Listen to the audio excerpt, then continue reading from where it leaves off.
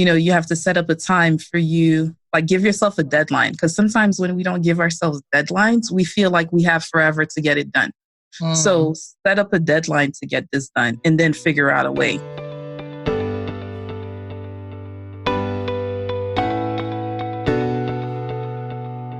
You're listening to the Icandemy Podcast, a podcast for people who can but don't know how. This is where you get actionable steps to turn vague dreams into blissful realities. And I'm your host, Omoshola Victoria Wolabi. So let's get started.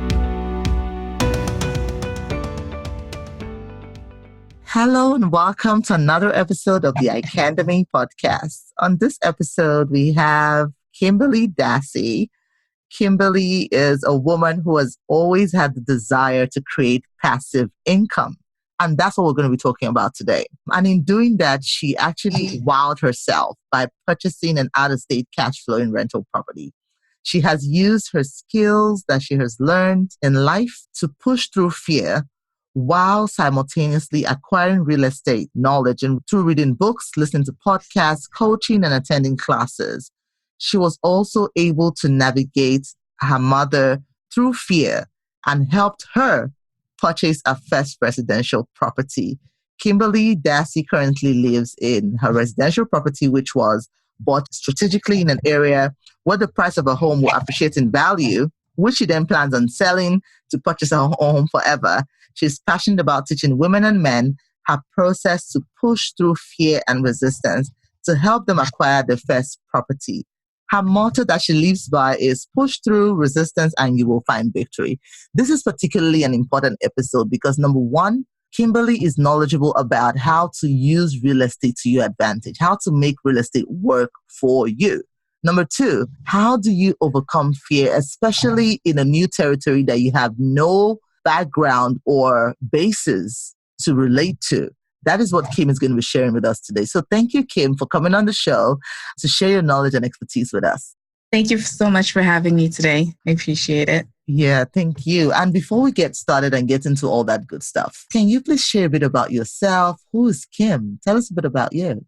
Where should I start? I was born in Brooklyn, and then shortly after, I was sent to Haiti. So basically, I was raised in Haiti for about 11 years. So I'm multilingual. I speak Creole, French, and English as well. After the 11 years, I moved back here and I lived with my mom. My mom was a single mom, but I also had a relationship with my father as well. So throughout the time growing up, it was awesome. But I always saw my mom going to work and coming back tired from work. And I always told myself, hey, I need to find multiple ways of bringing income. How can I do this? Can I open my business? I was always kind of searching for something.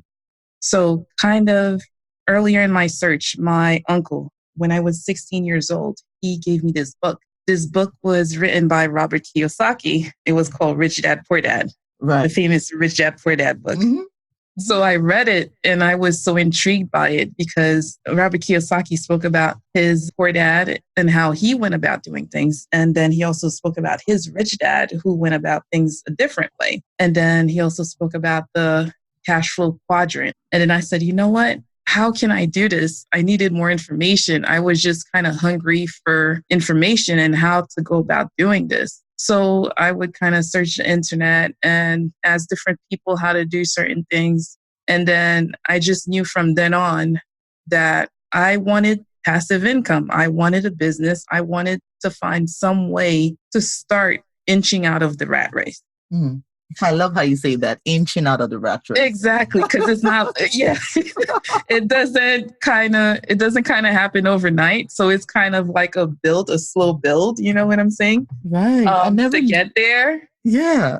And I never knew you were multilingual, by the way. I only just knew that now. So bonjour, Kim. Bonjour, comment vas-tu? My French is not good, but I know how to greet and get started. So that's okay. That's as long as you know the basics, you could get around. So ever since then, I just kind of been searching and trying to find a way to inch out of the 9 to 5 because I always wanted freedom. That's always been my thing. I want to be free. I want to get up and decide how I dictate my day, how my day goes. I want to decide if a family member is sick, I want to be able to go and help them and not have to worry about making it in it to work at a certain time, about having to ask permission to do certain things, about having to ask, when can I take my vacation? Mm-hmm. So I think it's a process. I know you just talked about, asking when can I take my vacation. Guess what my goal was? My goal was, can I just have lunch whenever the heck I please? Oh my gosh. Or can I have my full lunch? Can I go to the bathroom whenever I feel like it? Yes. That was my goal. So I'm totally with you on my God. Quest for freedom. That has always been my life's mission. How can I create a life that affords me the freedom? So I totally can relate to that part of your story. Absolutely. So you did mention earlier that you were raised in Haiti and then you came back to the US. Yes. I was raised with my aunt and my grandfather, my grandmother, and also my cousin, who's also like my sister as well. So it was a good life in Haiti, to tell you. I went to dance classes. We went to different parties. On Sunday, we would go to church every Sunday. It was a good life then. That's amazing. I wanted you to expand on life in Haiti a little bit, because what the media kind of portrays to be. It's very different from dance classes and parties. I tell you. So in Haiti, we lived in our grandfather's home, and we would go to school as long as we had good grades. We went to dance classes, went to church. Right. My aunt would make, dresses for us, because at the time she's a hustler herself. She's an entrepreneur. So she would, she had her own seamstress business. So she would make clothes. And during the day, she had a 9-to-5. She was she's a banker.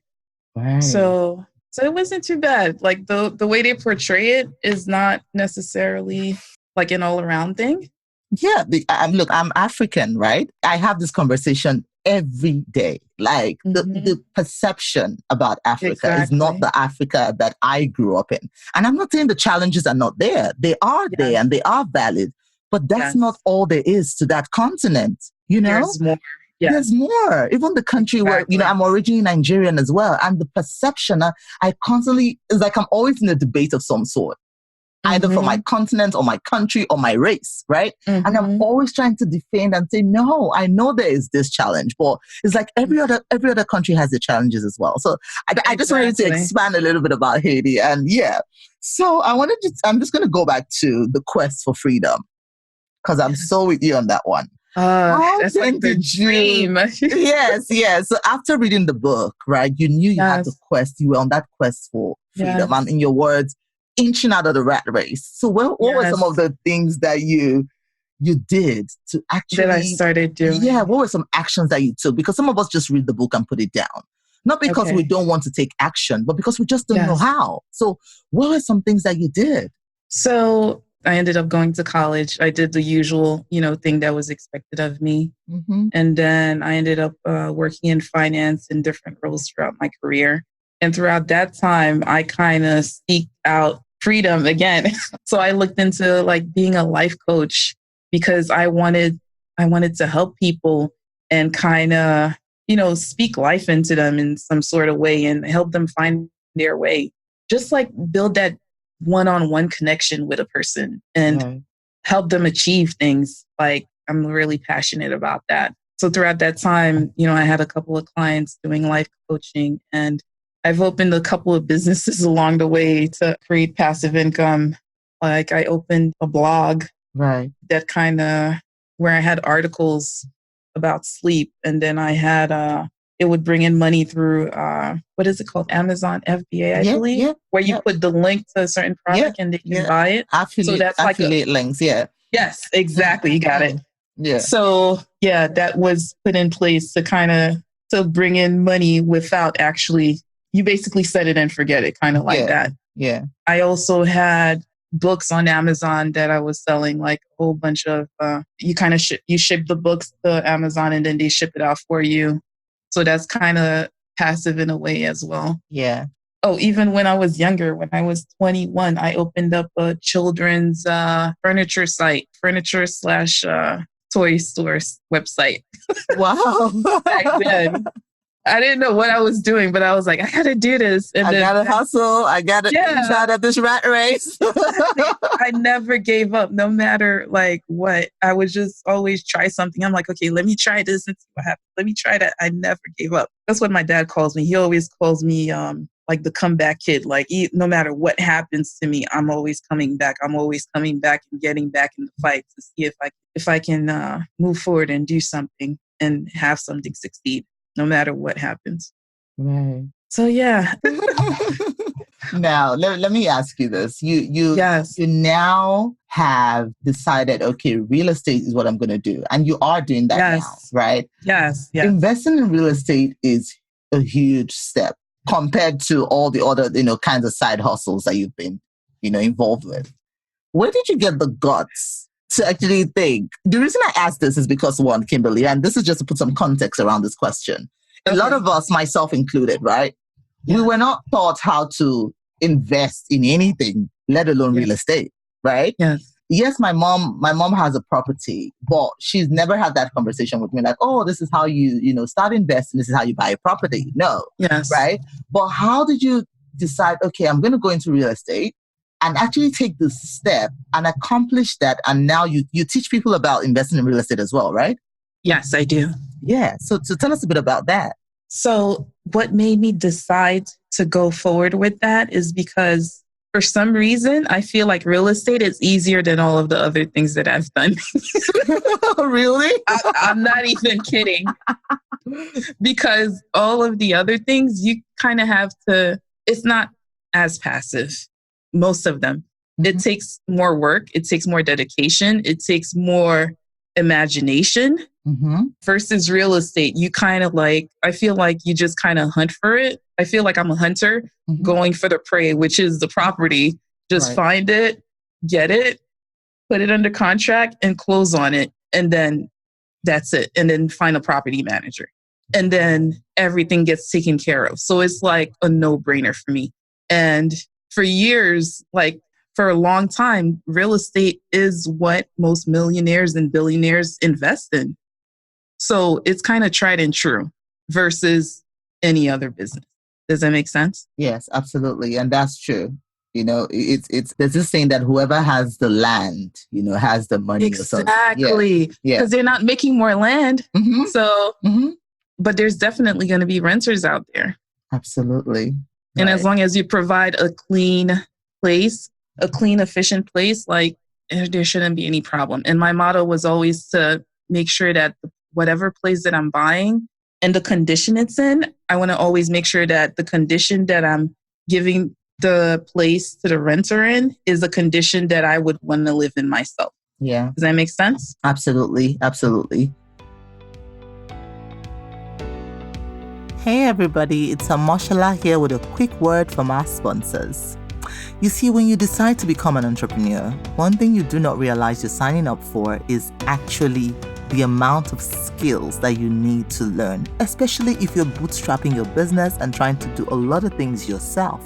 So things like building a website, social media marketing, photography, those are skills that you need when you are getting started as an entrepreneur. And that was what I was quick to realize when I started my business. But hey, Skillshare came to the rescue. With Skillshare, I was able to go there and take tutorials from people who have been exactly where I was, but are now experts in their field. So whether you're trying to build your website, trying to learn how to market your product on social media, or trying to improve on your communication and facilitation skills, Skillshare has got you. With Skillshare, you're able to learn new skills fast and effectively with step-by-step guided tutorials. And as a lovely listener, Skillshare has been kind enough to allow our listeners 2 months free of premium Skillshare. So to access 2 months free of premium Skillshare, click on the link below in the show notes. And okay, so going into real estate, I know you read the book by Robert Kiyosaki. Yes. You tried, a whole lot of side hustles along the way, yes. Which I've done. I learned so much. Oh my God. Yeah, trust me, I've sold everything. Weaves, shoes, bags. I've always been a side hustler myself, right? I So understand. I paid myself through college, so I've always side Wow. hustled. Congratulations. Thank you. So I totally get that life. But for real estate, did you have a point of reference? Like, was anybody like in your family into real estate to kind of hold your hand and guide you through the process? Even if it's like the easiest, hustle. Getting into it is like you still need to like go to the bank, get the mortgage, sign the Yeah. papers, the legal work and all of those things. It's a lot. So did you have anyone to actually hold your hand to show you the way? So here's what I found out. I found out that my uncle, the one who gave me that book, he actually had a property that he was renting. So like throughout the process, I would ask him for, I would tell him what's going on and what he thought or whatever. And then besides that, I kind of mostly did it on my own, but also my husband, he would kind of like when it would get hard and when I would reach the point where I'm like, oh my God, can the house close already? He'd be like, okay, Kim, it's almost done. Just have some patience. It's almost done. And then I would just kind of freak out like, oh my God, why is it taking so long? And so on and so forth. So he was there to kind of support me emotionally regarding that. Right. But in terms of guidance, it's from the knowledge that I gained from all the podcasts, like at work, during lunch, podcasts in my ears all day. I'm laughing because that's my life. I'm about to inch my way out of this place. Oh my God. If they had like a real estate podcast degree, like I would get a PhD in it. Like seriously. Oh God. I love that because at home. Okay, go ahead. I love that because you sought out the knowledge you needed. Yes. You learned what you had to learn and you executed on it. Exactly. And that's it. People think you need to go get like a huge degree, in real estate and that. Life is moving so fast nowadays and information is abundant, you know? So yeah, that's amazing that you did that. You can literally Google stuff. Like it's at your fingertips. I remember reading this book where it said SelfKnowledge is like, that's the knowledge that's going to make you rich. Like you seeking it out and finding books related to the subject. So if you have a passion for it, just go for it. I literally like eat this real estate stuff up. I'm like, everyone that I see that's interested in it, I want to talk about it for hours. Yeah. And they're like, okay, I need to go home now. No, it's important. It's absolutely important because like what you say, especially as Black people, we need to rise up and own some stuff. Like, yes, own or be owned, right? Owned. Yeah, and we're doing amazing things now. The world is changing, basically. The faces of CEOs are changing. The faces of landlords are changing. And I'm like, it's about that time, There's a shift. Yeah, there's a shift going on. Wow. Which is nice, right? Yeah, absolutely. Absolutely. Now, looking at obviously side hustling, investing, getting your first real estate, what were some of the challenges or what was your biggest challenge in actually making that acquisition and how have you been able to navigate and overcome that? I think my biggest challenge was at first, like the first property I was interested in was, I think it was a 16-unit property and it was a commercial. It would have to be a commercial mortgage. So I called so many lenders to see if I can get a mortgage. And I called about like 6 people and everybody said no. So at that point, I was like, okay, what do I do next? And then I was like, okay, maybe this for my first rental property, this might be too much. Maybe I'm trying to do too much the first time around. Right. So then I just went for a residential mortgage. And then I was able to finally get approved for it. And I was so excited. Like when the lender told me yes, oh my God, I was so happy. I was like, yes, freedom. It's going to start finally.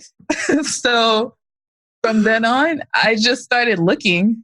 And then I think I found something. I found a property. It was out of state. And I told my husband about it. I was like, babe, I found something. What do you think? He was like, set it up with the realtor, see what happens. I was like, but it's out of state. He was like, okay, you booked the ticket. I was like, okay, let me go. That's sweet. That's so cool that he was totally supportive. Yeah, he was like, that's what you want, right? That's your dream, right? I was like, yeah. And he was like, okay, book it. I was like, okay. Wow, that's I'll go next weekend. And then I set up the appointment, and then that was it. And you know, it just started moving forward from then. Yeah, I read Robert Kiyosaki's book as well, and I went to my husband. I was like, "We're buying a multi-unit property, Yes. like that's what we're doing." My husband was like, "Okay, can we start with like the small ones?" So that book definitely breaks it down. It motivates you to I can't remember what the name of the book was. Is it Rich Dad Poor Dad as well? Because I've read a couple of his books as well. And is it the quadrant something? Cash flow quadrant? Which one it was, but I know he talked about investing from the get-go into multi-unit properties. Yes. Like I'm like, yes, this makes so much sense. Right. Mm-hmm. So you go out of state, right? Your husband, motivates you, you book the ticket, you go out of state. And how long did it take for you to actually find the one? Was it that one you're gonna look at? Yeah. Where did you find the one? No, that one wasn't it yet. That was another state. So I ended up going down to see some properties in that area. It was in Cleveland, actually. Okay. And I ended up seeing like 20 properties in the area. Right. But for some reason, like everything that I saw needed work. And since it's my first property and I'm not going to be there to kind of supervise the contractors, I figured it wasn't for me. So I was basically looking for something that was already set. And then for some reason, the numbers weren't adding up for me because I would have to repair it and whatever. So when I did my calculations, the cash flow that I was looking for was not there. So then I just kept on looking. Then eventually I found something, and it was actually in Detroit. And it did not need any repair. And there was already a tenant present. And, everything checked out. The tenant checked out, the property checked out with the inspector. Right. So basically I found the property online, and then I put an offer down on it, and then they accepted the offer. This is without actually seeing the property. I just saw pictures, but like my gut told me like, this is it. I don't know how to explain it, but I'm kind of a gut person, like, yeah. So I just went with it. The inspection was set up, and I actually flew down for the inspection. And that's when I saw the house the first time, and everything looked pretty good. So, and the tenant kept it pretty clean, and everything was in shape. So I decided to move forward. Wow, that's amazing. Yeah. So you've gone through all this, you obviously have a lot of knowledge now about how to acquire that first investment property. Yes. And you've packaged that knowledge into a program, right? Yes, I have. Tell us a bit about that. So the program basically breaks down what you need to go from basically the mindset to actually purchasing the property at the end. It talks about breaking through the fear and basically believing that you already have it, and setting up, you have to set up a time for you, like give yourself a deadline. Because sometimes when we don't give ourselves deadlines, we feel like we have forever to get it done. So set up a deadline to get this done, and then figure out a way. Don't say that I don't have the money to get this. Just say, how will I get it? What can I do to get this done? So when you phrase questions that way, you kind of figure out solutions to get things done. Does that make sense? Absolutely. It's asking empowering questions. That's one thing I learned recently. It's not, where will I find the money? Is how do I, what are the things I can do to get the money? So it's empowering versus disempowering questions. Asking yourself empowering questions, on your quest to figuring that out. So Kim, for someone who has no point of reference, your uncle is not into real estate, maybe nobody in your family has ever even owned real estate before. Actually, my uncle did. I'm sorry, go ahead. He did? Yeah, my uncle, I found out he actually owned real estate that he was renting out. Yeah, that's what I'm saying. But I'm just asking on behalf of someone who doesn't have that, right? Okay, sorry. Someone whose uncle does not have real estate. Someone who nobody in your family probably has real estate, but has been thinking about, I want to do this. I want freedom, right?